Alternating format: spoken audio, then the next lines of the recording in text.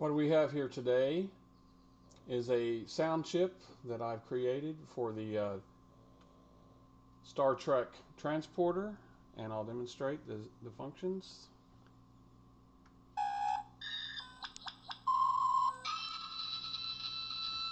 That's the transporter, plus it has these other sounds.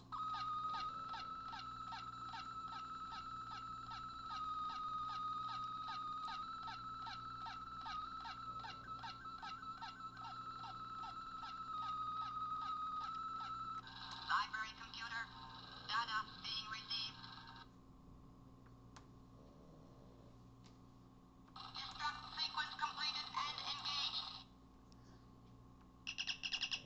That's the Communicator chirp.